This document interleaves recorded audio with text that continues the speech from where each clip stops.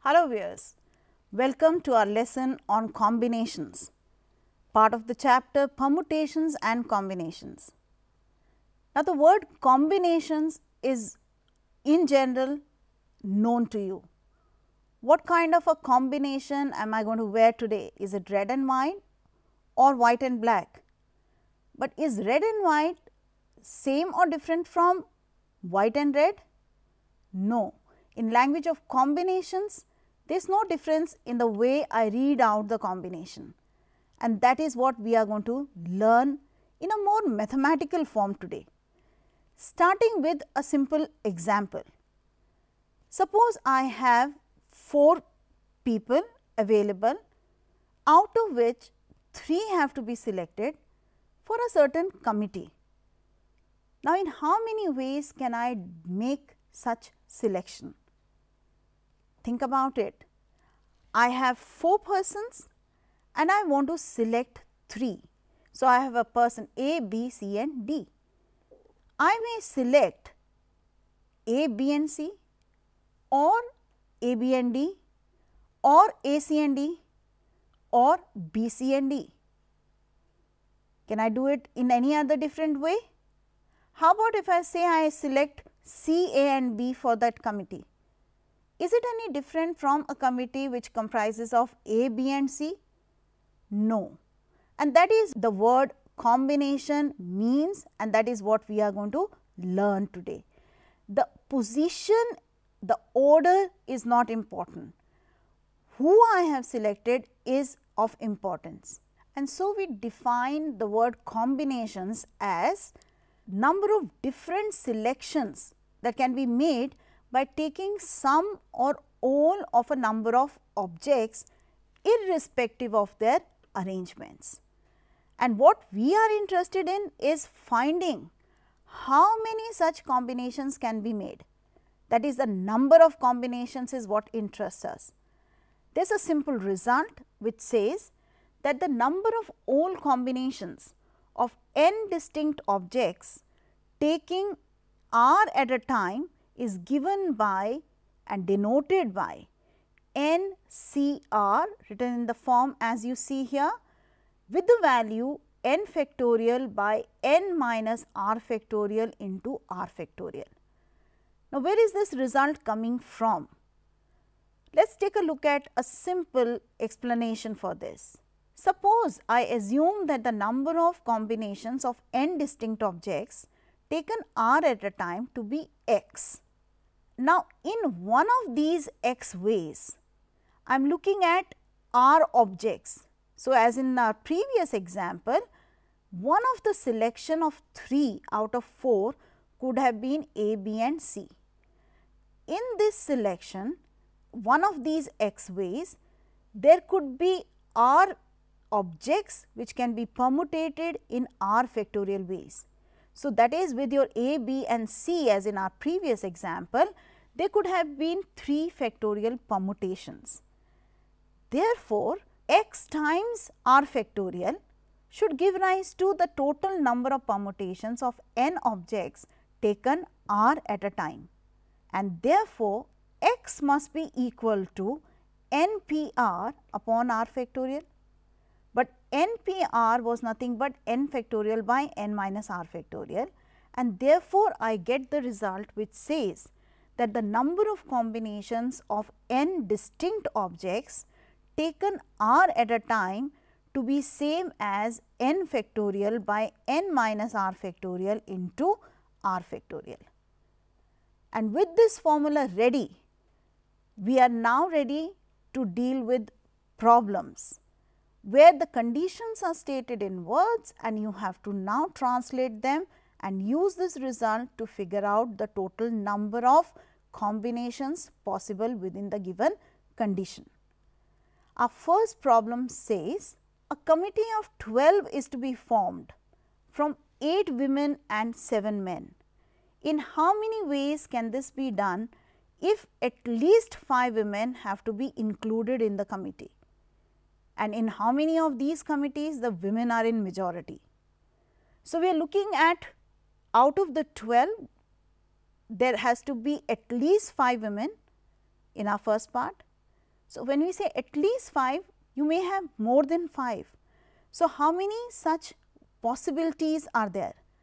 I may have a committee which comprises of 5 women and 7 men, 6 women and 6 men, 7 women and 5 men, or 8 women and 4 men. So, we are looking at number of ways I can select 5 women out of 8 available and 7 men out of the 7 men available. Therefore, the total number of ways in which the first case can be done will become 8C5, selecting 5 out of 8 into 7C7. 7 men out of 7 can be selected in 7C7. And why do I have a product there? Because of fundamental principle of counting, which says that the number of ways in which the women can be selected and the number of ways in which men can be selected will be the product of the number of ways in which both can be done.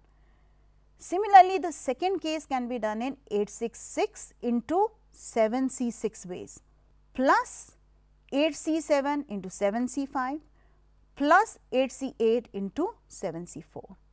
This leads to a calculation which is much more simplified now, because we are dividing by n minus r factorial into r factorial, and that turns out to be same as 407 when added up. So, you are looking at 407 ways in which this can be done. In the second part of the problem, the women have to stay in majority. Now, when you are looking at women in majority, what are the cases possible? Out of these, we are looking at the third and the fourth case, that is, there should be 7 women and 5 men or 8 women and 4 men, and therefore, the total number of ways in which such a committee can be formed will be 8C7 into 7C5 plus, because we are translating OR into an addition, plus 8C8 into 7C4, giving rise to a number as 203. Our next question is also on combinations, but it talks about something different, not committees, not teams, but points given and lines to be constructed. The question says there are 10 points in a plane, of which 4 are collinear. How many different straight lines can be drawn by joining these points? Now, what we are looking at is an understanding that lines are constructed by taking 2 points at a time. Given 10 points, the number of straight lines that can be defined will be 10C2. What about these 4 points which are collinear? If I take out of these 4 points 2 at a time, the number of lines that I can talk about is 4C2, but then these are all on the same line. So, this is an extra number that I am getting. At the same time, all of these do make one line at least. So, what will be our total counting? The total number of straight lines that can be formed will be nothing but 10C2 minus 4C2, because they were all of the same kind and that was not giving rise to any unique line. But then when I subtract this 4C2, I am also removing the number of lines that were coming across from that number 4C2, giving rise to one line on which all those 4 points lie. So, I have to add back that 1, and therefore, the total number of lines that I get on calculation turns out to be same as 40. Now, the same understanding can be used for a problem like this, where it says how many diagonals are there in a polygon with n sides. That is interesting. Diagonals are again nothing but segments that can be drawn by joining the 2 vertices of the polygon. That means, if I take all the lines that can be formed by taking the n points 2 at a time, which is NC2, does that become the number of diagonals? No, because out of these there will also be n sides which are forming line segments in this counting, but they are not the diagonals. So, the number of diagonals will be NC2 minus n. So, if you simplify this, it gives rise to a nice little result n times of n minus 3 by 2, which you may use anywhere else as well to figure out how many diagonals a polygon with n sides will have. Here is another problem. How many 5-letter words containing 3 vowels and 2 consonants can be formed using the letters of the word equation? In how many of these words do the 2 consonants occur together? Now, the word equation is an interesting word. Interesting because you find all 5 vowels coming in this word. So, I have 5 vowels E, U, A, I, O all appearing here, and I have 3 consonants Q, T and N. Now, the question asks us to form 5-letter words which has 3 vowels and 2 consonants. That means, I have to select 3 vowels out of the 5 and 2 consonants out of the 3 given consonants. That can be done in how many ways? Out of 5, I can select 3 in 5C3 ways. Out of 3 consonants, I can select 2 in 3C2. So, the total number of ways such selection can be done will be 5C3 into 3C2. So, is that the number of ways the words are going to be formed? Well, no. You may be able to permutate those 5 letters to form words. So, I have now 5 letters and they can be permutated in 5 factorial ways. And therefore, again my fundamental principle of counting, the total number of words that can be formed will be 5C3 into 3C2, that is the number of selections, into the number of arrangements, which is 5 factorial. It comes out to be same as 3600. Now, the second part says, in how many of these words do the consonants occur together? So, we want the consonants to stay together. So, what would one do now again? We are looking at 5 vowels, 3 consonants and 3 vowels to be selected out of 5, that can be done in 5C3. 2 consonants can be selected out of 3 in 3C2. So, the product gives us the number of ways the selection can be done. How about arrangement when the 2 consonants occur together? For the 2 consonants to occur together, I have to make a bundle of them, and within the bundle I can arrange them in 2 factorial ways, but that bundle and the other 3 vowels make 4 objects which can be arranged in 4 factorial ways. So, we are looking at 4 factorial into 2 factorial to be the number of ways in which the consonants stay together, but the arrangements can be done. Considering this calculation and the calculation of the number of ways the selection can be done, the total words that can be formed will be 5C3 into 3C2 into 4 factorial into 2 factorial.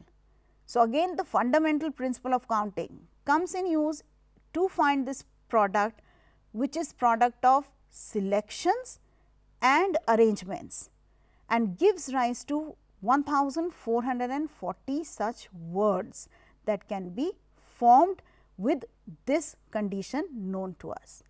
In the last question, we have used 3 important things: permutations, combinations and the fundamental principle of counting. Selection word is associated with combinations, arrangement with permutations, and when you do selection and permutations together, we are also making use of the fundamental principle of counting to find the number of ways in which selection and then the arrangement can be done. The last 4 lessons that we have done in this series have covered possibly all aspects of the chapter permutations and combinations of your NCERT book. I hope you have stayed with us and you have done the required practice to master this concept. I hope you are going to now go and try some more. All the best to all of you.